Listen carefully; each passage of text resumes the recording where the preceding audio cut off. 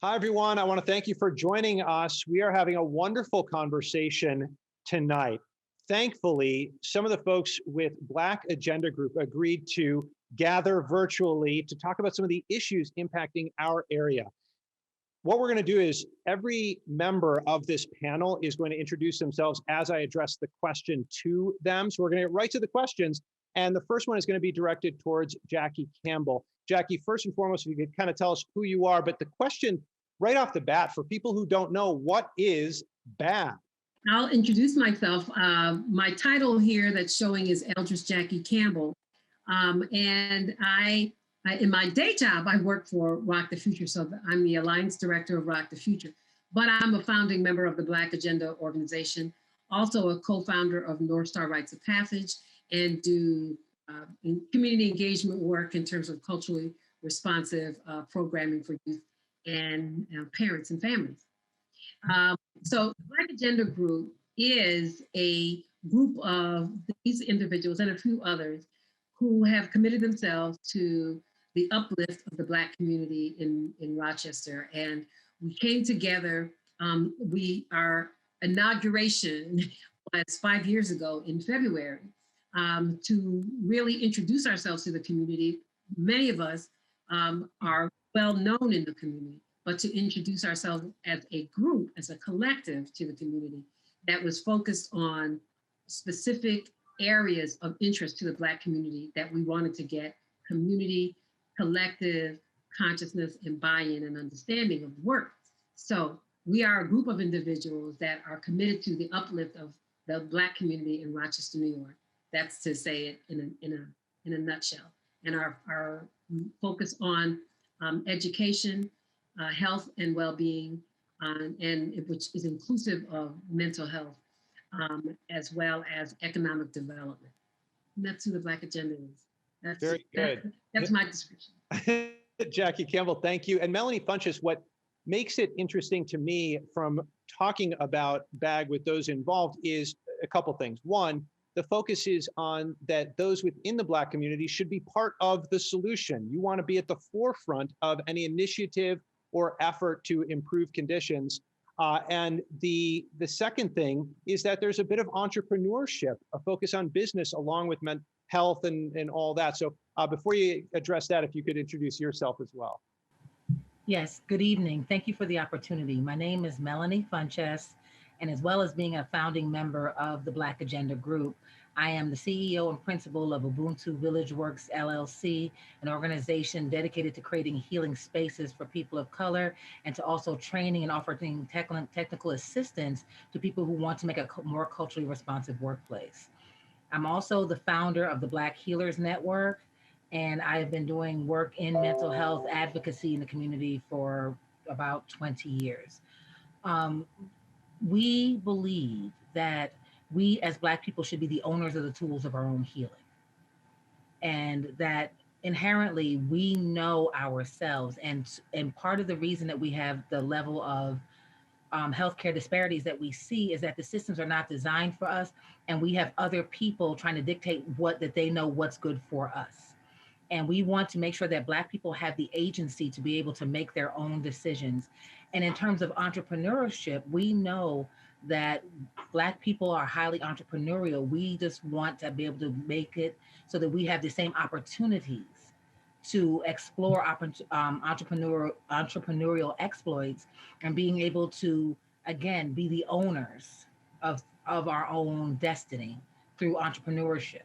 So all of our pillars speak to for us, by us, because we have everything we need in our village. We just need to have the opportunity to be able to say what we need for our community. Very good. Melanie, thank you. Jerome Underwood, I'm going to direct this question to you. We've heard the expression racism as a health crisis, and health is a huge focus of this organization, especially now. So I'd love for you to address that right after you introduce yourself. Yes, hello, Adam, and hello to the listening public. My name is Jerome Underwood, and I have the distinct privilege of serving as President and CEO of Action for a Better Community.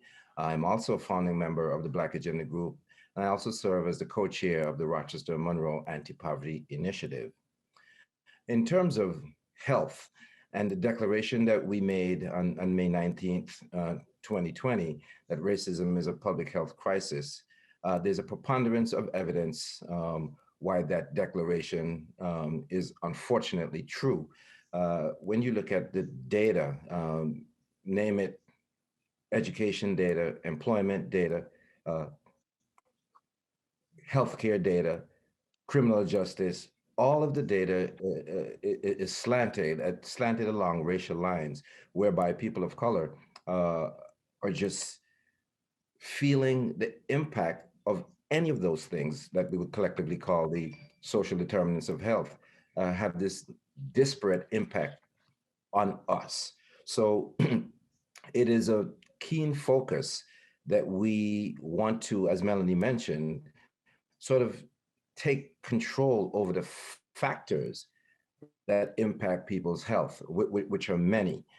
So our health and wellness pillar of the Black agenda is really locked in on our wellness from a physical point of view, mental point of view, financial point of view, you name it.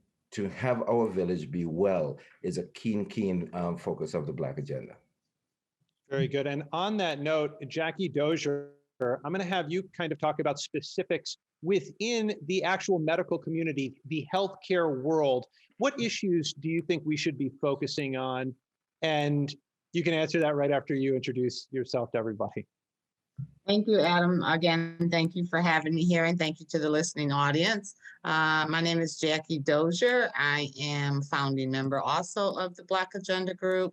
My professional job, I'm Common Ground Health program manager, excuse me, for the community health and well-being. So as you know, Adam, our community has a wealth of health disparities. We are disproportionately impacted in many ways: high blood pressure, diabetes, and most certainly now with COVID-19, which is just another layer of the health disparities that we have in our Black and Brown communities. And so now what we want to focus on is the COVID-19. We talk about equity around our health disparities. And again, COVID has just added another layer of the health disparities that we have here in our communities. And so as Melanie and Jerome have said, and Jackie previously, we want to get our communities healthy. And so in order to do that, there needs to be equity in all of these health disparities. Very good. And I'm going to get back to that because the issue of the day is the vaccinations right now. So I'm going to touch upon that in just a bit, but I just want to move on for now and address this to HANIF ABDUL-WAHID.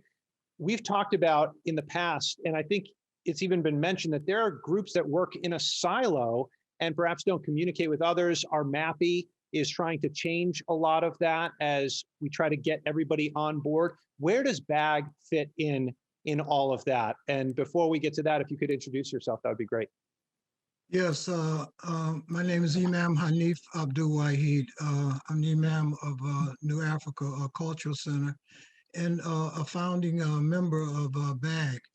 And we want to, first of all, thank you, Adam, for having us on here. But one thing I think that happens in the community to where folks are working on solutions to problems that have been age-old and have been with us for centuries is that we tend to start working, and when we believe that we become proficient with a hammer, we tend to think everything is a nail.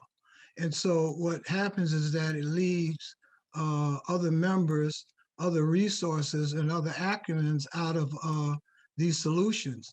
And so what we decided as a BAG is that we wouldn't have that, and that having a Black agenda means that we're going to keep our folks, our village, focused on the issues that impact us in ways that only we can solve.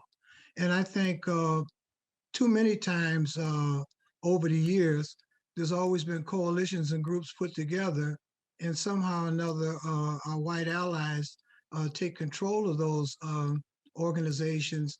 And what we find is a lot of times, a lot of missteps, miscommunications, because we do not understand the targets. So the Black Agenda has decided that we would take a lead in making sure that our voices are heard, first of all, and that we show more of our community through the eye of asset versus through the eye of a deficit. We have so many gifts, so many treasures, and that now that we're starting to bring these things together, we're starting to see the community respond a little bit more favorably to being over their own healing. Very good. And Michael Campbell, we saw the protests last year.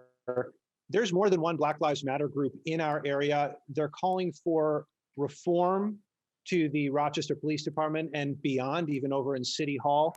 What role is BAG playing in that? And what would you like to see? And of course, if you could just introduce yourself first, that would be great.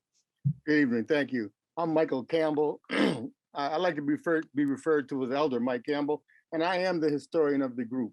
As far as all the Black Lives Matter initiatives that younger people have been engaging in and initiating, we support the efforts of anybody who is opposed to the oppression of Black and brown people and want to see some changes. Defunding the police is just one aspect of the platform of these young people that want to see some social changes that we've been fighting for since 1865, when the 13th Amendment was ratified, freeing all enslaved persons in all the territories of the United States. Our history is so important. And if there's one thing that we want to make very clear to young people who we consider ourselves responsible to be role models for, right, it is that the enslavement of African people is nothing for anybody to be ashamed of, because that's not our history. That's just an interruption to our history. Our history goes back to 5000 BC with the building of the Great Pyramids in the dynastic period of the Egyptians, or the Kemet people of Africa. And you know that Africa is the continent that Egypt's on, so Egypt is in Africa. And we stress that, and we stress having people be informed about the real history of Africa, and understanding that the Nguzo Saba was designed by Dr. Malana Karinga way back in 1966 as principles for us to live by, that is based on our history and our culture, and that is something we can live by the year round. And Nguzo Saba is the 7 principles: Umoja, Kujichagulia, Ujima, Ujama, Nia, Kuumba, and Imani. And those stand for unity, collective work and responsibility, cooperative economics, purpose, creativity, and faith. And we promote those on all of our platforms year round, along with racism is a public health crisis. Very good. And Melanie Funchess, when we talk, this is kind of extending what Elder Michael Campbell was just saying. When we talk about celebrating Black History Month, it seems like there could be efforts to commemorate Black history and contributions throughout the entire year. Absolutely, because I'm Black 365 days of the year. And Black people are Black people 365 days of the year. And we are excellent and do excellent things 365 days of the year. And so we need to, while we do like to celebrate and highlight things during the month of February, and children can be what they can see. And we have to remember that in our roles of the adults in the lives of children, we are always modeling and teaching. So if we want to teach our children what they can be, they need to be able to see it. So we need to be able to celebrate the achievements of Black people 365 days of the year, because it not only benefits Black children, it benefits all children, because it defies the lie of Black inferiority to see that there are people that look like them and people who don't look like them who have made significant contributions to our country and the world. Very good. I want to get back to the health aspect of this and the vaccine portion, Jerome Underwood, it really does seem like there is a trust issue that has to be addressed. And part of BAG's initiative is to build that trust when it comes to getting people vaccinated against COVID-19. Adam, there's a little misnomer there, and I want to correct that statement about trust, actually, because it's only part of the narrative. Certainly, Black people and people of color in general, they have a lot to be untrustworthy about. However, we're not monolithic people. You know, there are people of color who have decided, you know, and for good reason, you know, not right now. But there are many, many, many more, Adam, who want access to the vaccine and are unable to get it. They have the trust that they need, because as a matter of fact, I will tell you right now, we have a member of our Black Agenda group who was part of the clinical trials. So when we do that and step out, and Melanie said it, we have to be the people that we want our children to aspire to be. You know, and we actually have a member, I'll repeat it because it's very, very important. So when we talk about building trust, a member of our group was actually part of the clinical trials for the vaccine. And we're able to tell that to our community. And so we are trusted messengers. So we believe in that. And we believe in modeling the behavior that we think our community should follow. So again, the narrative about the lack of trust is only partially true. There are thousands of people, Black people in this community and Latino people in this community who want access to the vaccine. And we are stepping forward to try to play a role to make that happen.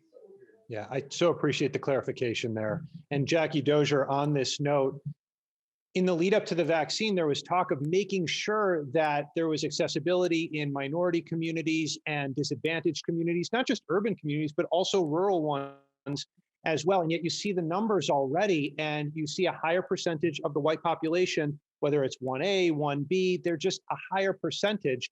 How do we address this? We're already starting, I feel like we're kind of already starting behind the 8 ball here. And we are. And the first thing that needs to happen, Adam, is that we need to stop saying that Black and brown folks don't want the vaccine. That's the first thing that needs to happen. We need to acknowledge that Black folks and brown folks want the vaccine. There are some who don't, as Jerome mentioned, but for the most part, people want to be vaccinated. And so we first need to stop that, saying, delivering that type of message. And then we need to open the access up in our communities where our folks are able to have access to getting the vaccine. So, our seniors are not able to go out to the Dome Arena. Open up some of our community centers or some of our churches, some of our schools even, so that our folks have access to the vaccine and allow us to roll it out the way that we know how to roll it out and make it work for our communities. Are there discussions with the state to do that, especially with the new vaccination site coming in early March? We have not had that discussion yet, but I'm sure we're going to be having it. Yeah, very good. I'm going to direct this back over to HANIF ABDUL-WAHID. We hear the word reparations out there a lot. I know we're going to go off course a little bit from the day-to-day topics that we've been talking so much about, but I think it's important for people to understand where individuals, and in this case, the group here, means. What do they mean when they're talking about reparations? What does that mean to you? Adam, before I answer that question, I just wanted to go back to the question that you stated to Jackie, and that this label that is put on Black and brown people for hesitancy around the vaccine, I think that that's a label that at least needs to be done away with, because we do not ask white folks, and there's nothing that states that our white folks are hesitant of getting the vaccine, and I'm quite sure many of them are.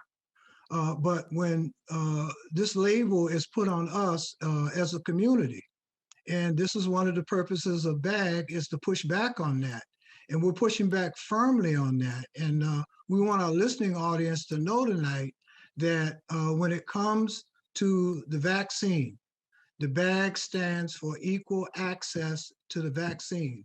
We're standing upon equity.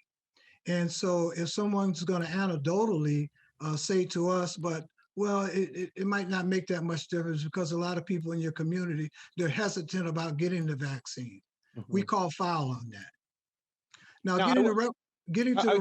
just real quick, I apologize. If we're going to go down this road, I will say, then what's your response then? Because it's not just folks from outside the community who are talking about trust. There are rallies happening inside the city. And from what I'm hearing from you, and correct me if I'm wrong, is that those who are rallying, saying, wait, skepticism, stuff like that, that is not representative of a large portion of the Black and brown communities. Is that what I'm hearing?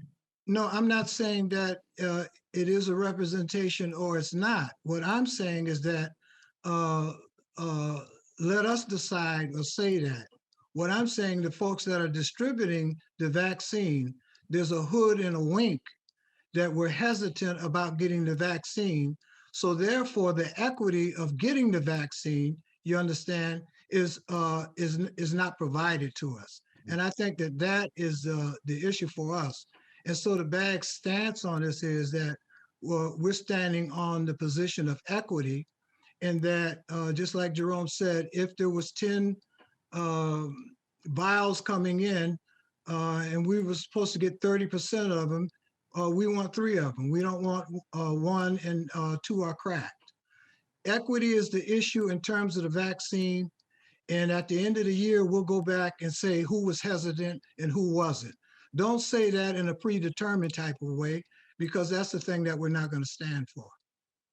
Very good. And I also want to, if I may, Adam and Elder, I also want to just say that, Adam, everybody has a choice. So there are folks who are protesting. That is their right to do that against the vaccine. We're not saying that everyone has to take the vaccine, but allow access to those folks who want to take the vaccine. Yep. That's what we're saying. And give us the access, allocate the doses that we need to get our Black and brown community vaccinated for those who want it. And don't let any one voice say that that is the voice of the entire Black community, right? There's a contingent of young people who do not want to take the vaccine, and that's their choice. No one is talking, only in the Black community do we have there is a persistent narrative that any one person speaks for all of us, right?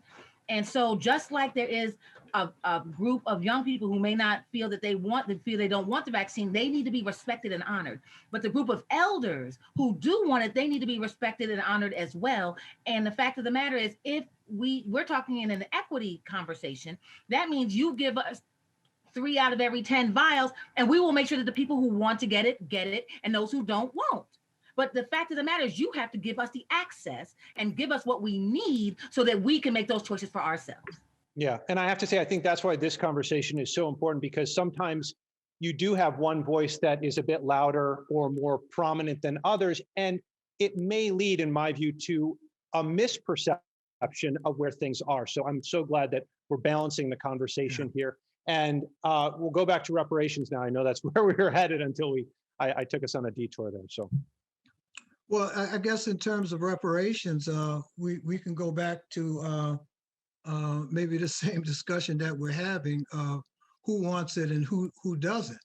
But there is a growing conversation that has to take place in our community on what reparations look like. And reparations just basically, to me, means to repair the damage that has been done to an individual. So we stop a person on the street from beating a person with a tire iron, and everybody's happy because the person stopped beating the person with the tire iron. But the injuries that the person has sustained from those things, this person walks away as a hero because he stopped beating on the person with the tire iron, but the person that has received the injuries, they have nothing. And they stay in that condition for long periods of time. And what has happened is that we're here today with all of these disparities because we've never been prepared for the things that have happened in this country. And so we've had people to push and work on these things, but I think it's well overdue that from here on out that our vote has to say to us as a people, if we matter, this great head start that everybody else had in this country over Black and brown people, we're going to have to fill that gap some type of way. And I don't see any way out other than reparations. Now, what that may look like, we'll have to see what that is, you know? But it's got to be more than money and jewelry. Yeah. Michael Campbell, Elder Michael Campbell. I forgot to mention a couple of things when I introduced myself.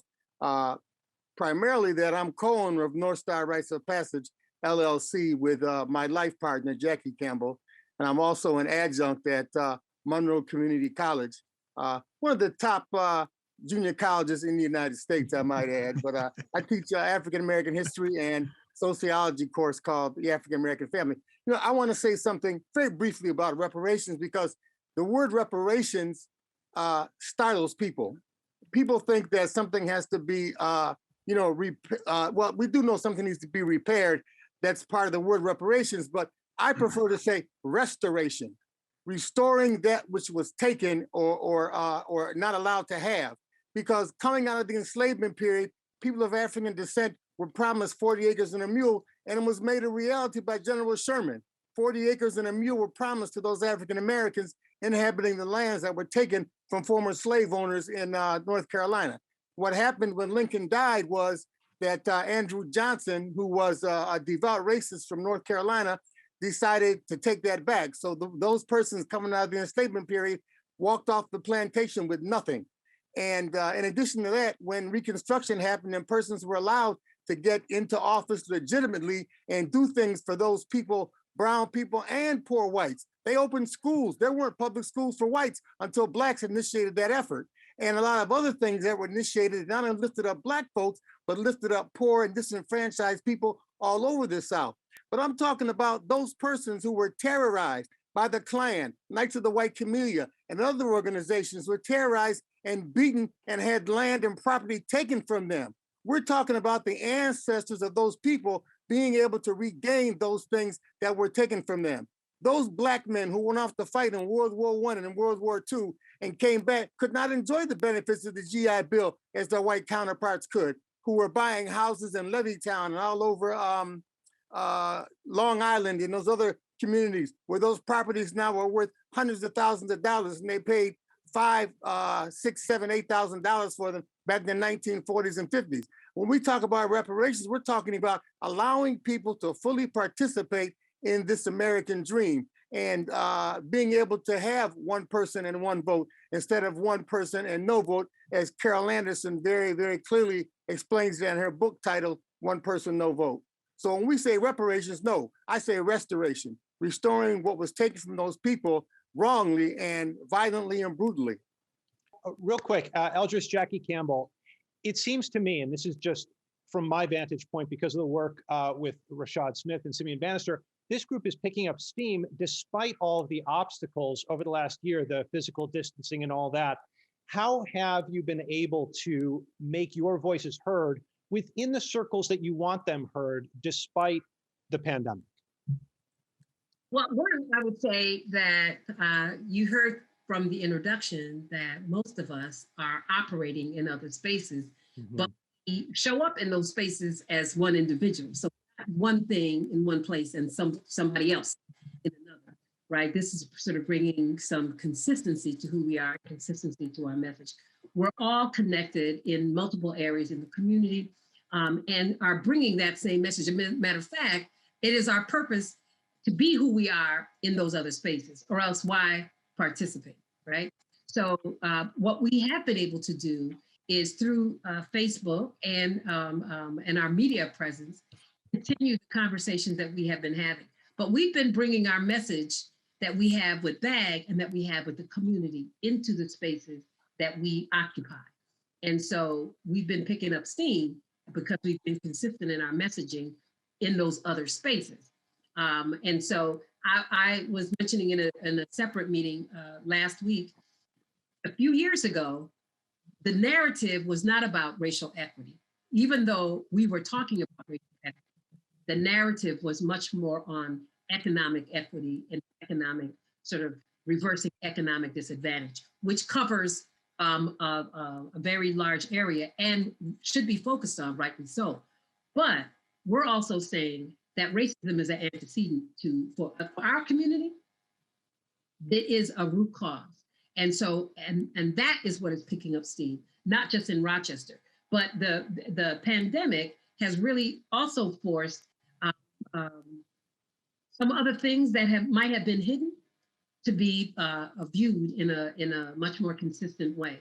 So some of the things that have been happening have also fueled the narrative, also fueled our work and added some urgency to some consistency in our community. So we have found that even though we have not been able to get together as we normally socialize, that we've been able to have an impact.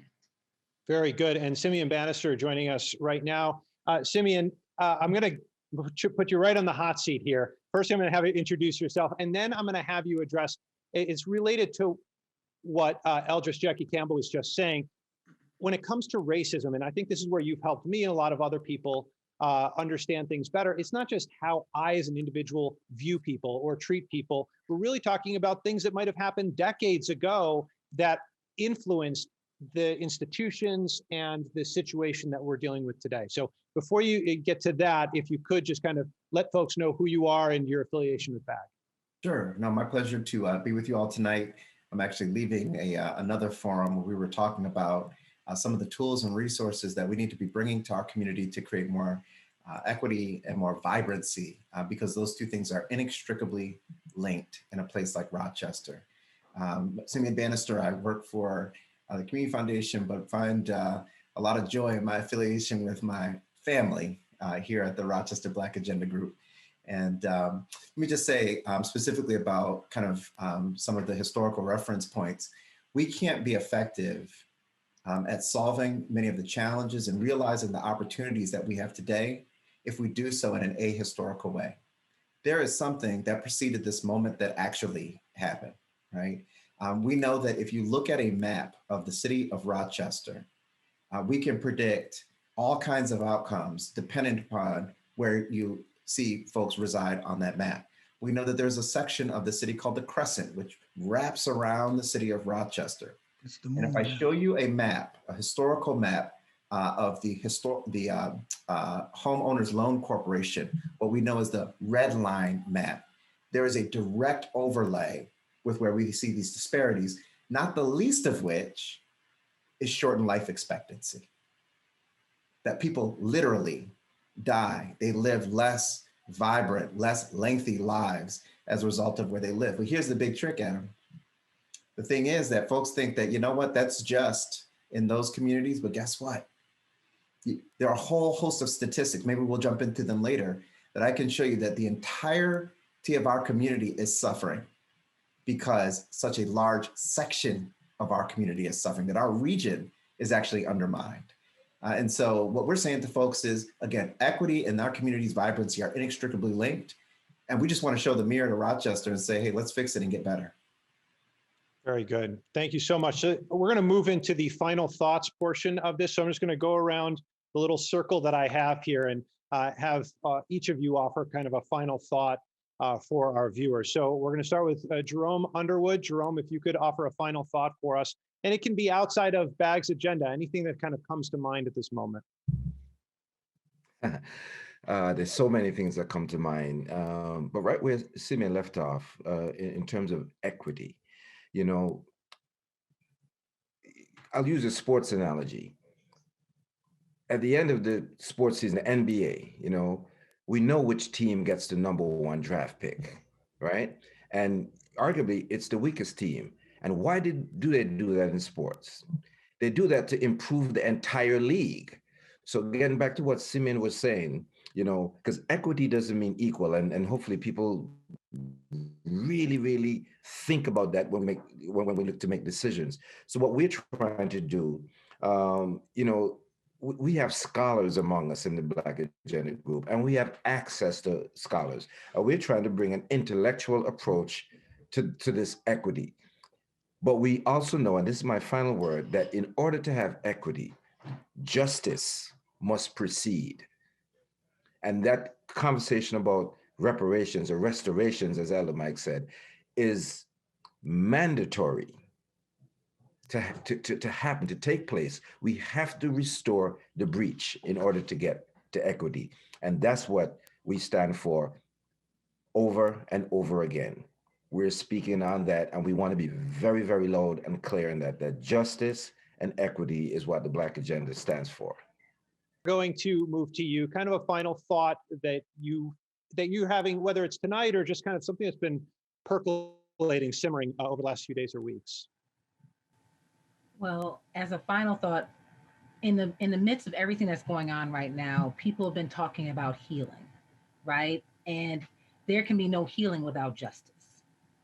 And whether we're talking about healing of our community in the wake of Daniel Prude and the 9-year-old girl, or if we're talking about healing the breach of 246 years of chattel slavery and 100 years of Jim Crow, there can be no healing without justice. So that means that could look like, hearing that people are held accountable. It could mean reparations or restoration, as Brother Mike have said, but it most certainly means creating equity and opportunity so we can have a vibrant community like Brother SIMEON has said.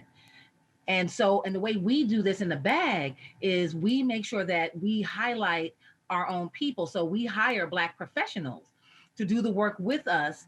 And when we we cycle through and that people show that we have our own in our community, and that we just need to make sure that there's opportunities for everyone to be able to move forward. So for my final thought, I want us to know that there's time for healing for the village, but the healing cannot come without justice. Melanie, thank you. Elder Michael Campbell, you're up. Thanks, Adam. I guess my final thought is umoja, unity, to strive for and maintain unity in the family, community, nation, and race. The Nguzo Saba, our principles we can live by year-round, profound set of principles that we can live by outside of Kwanzaa. Just like Black history, they're good year-round. Very good, thank you. Jackie Dozier, a final thought from you. I know you all have been so good about muting and unmuting, unlike me. So there you go, you're off. Thank you, Adam. Again, thanks for having us on.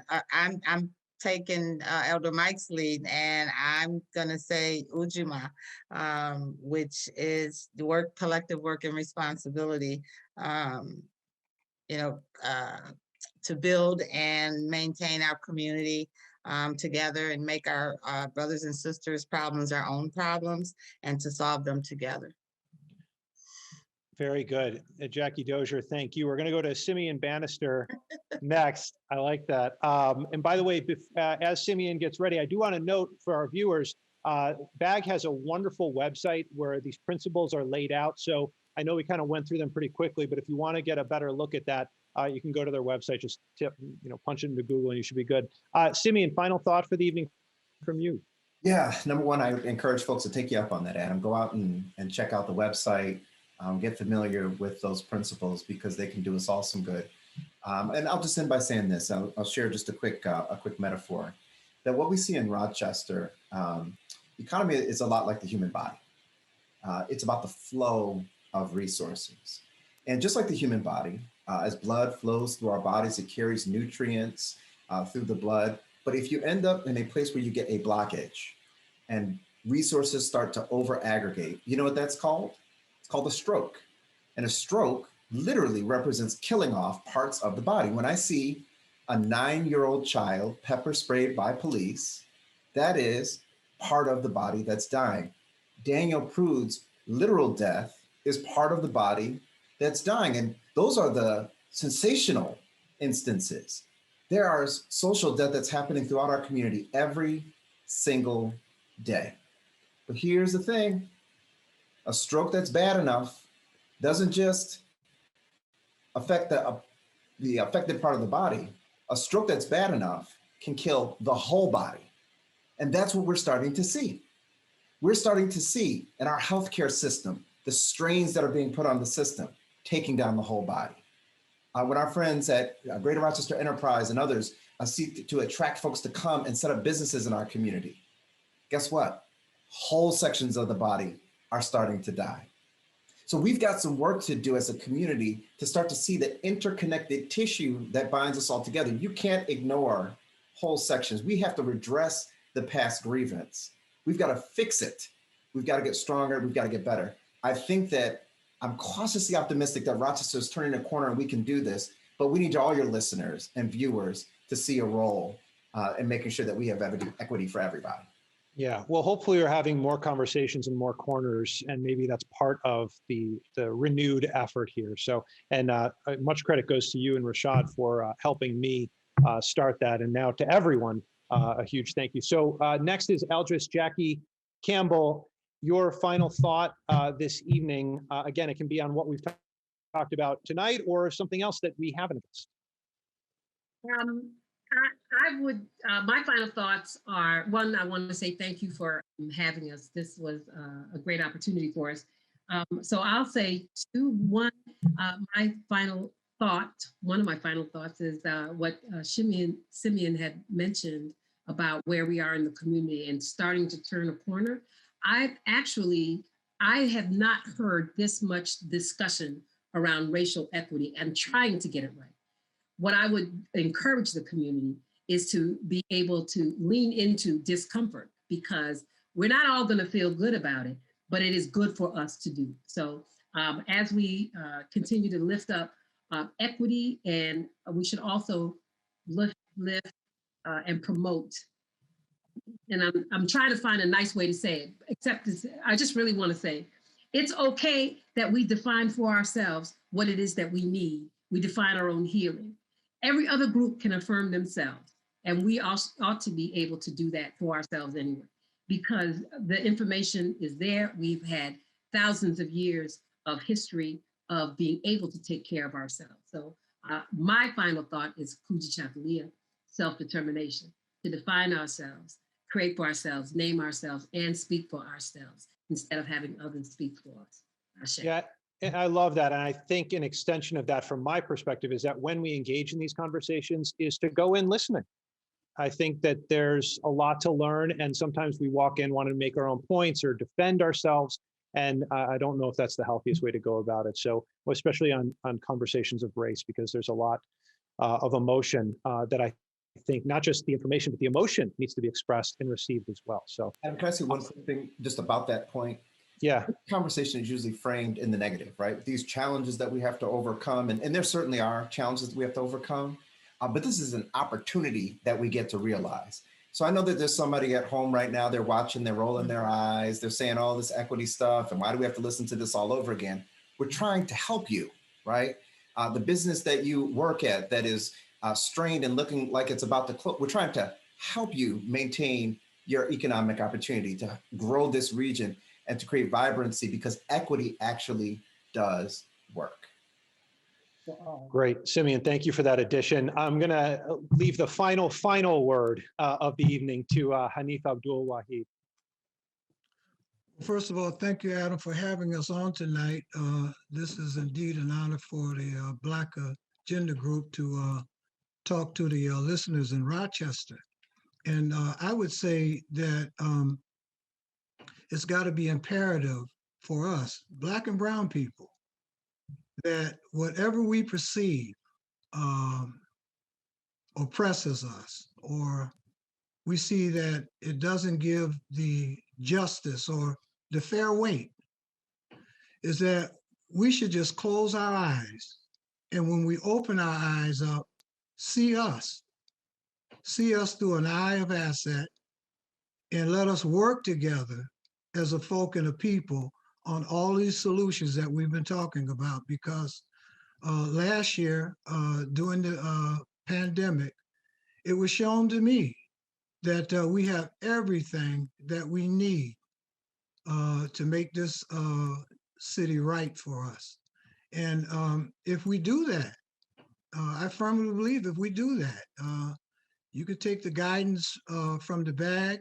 You could take it from any organization that seeks to take Black and brown people and put them on the pedestal where they deserve to be, right?